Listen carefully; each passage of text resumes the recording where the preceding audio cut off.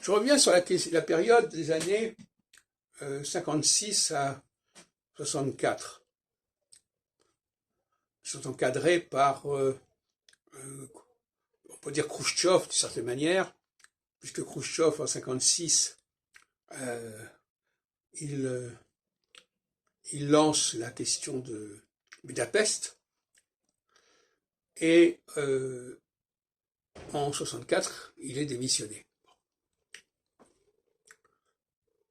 Beaucoup d'activités, quand on y réfléchit bien, durent 7 ans. Tout à l'heure, je parlais d'intifada. La première intifada, elle a duré 7 ans, de 87-93, tac. Et elle a repris au bout de 7 ans, 2000, etc. Ça, c'est pour que ce soit clair, pour que ce soit bien clair. Je reviens à la question d'André Barbeau par rapport à la crise de 61-62. Crise de Berlin, crise de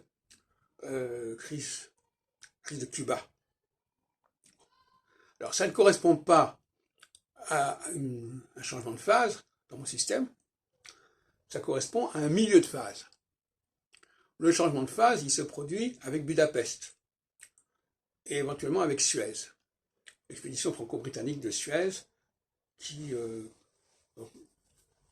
que les Britanniques et les Français, avec Israël d'ailleurs, ont jugé bon de lancer, et avec des menaces soviétiques d'ailleurs à la clé, qui les ont forcés à abandonner.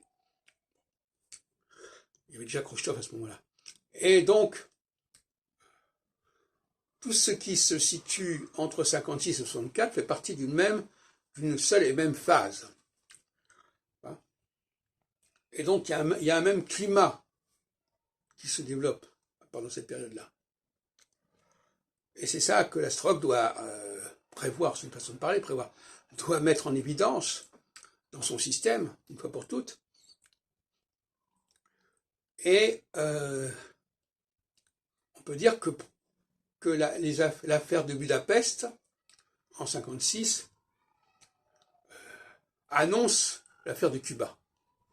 On est dans une période que j'appellerais d'horizontalité, c'est-à-dire où il faut repenser les relations entre pays et les relations entre ensemble, entre blocs.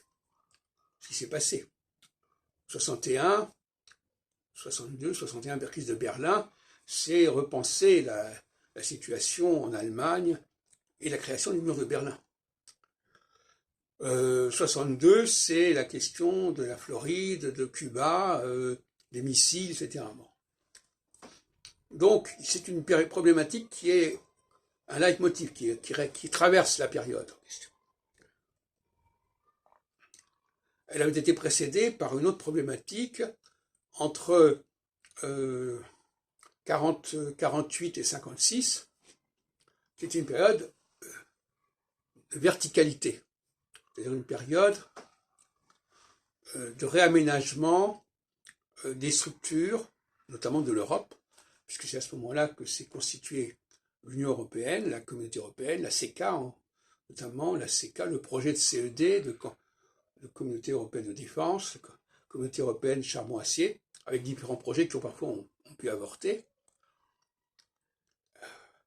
Donc c'est une période où on met l'horizontalité un petit peu de côté, puisque Communauté européenne, ça veut dire qu'on est dans le supranational. Alors que quand on passe à la phase de l'horizontalité, là, la question c'est, voilà, quelles sont les limites de chaque bloc, jusqu'où on peut aller, pas du tout la même chose.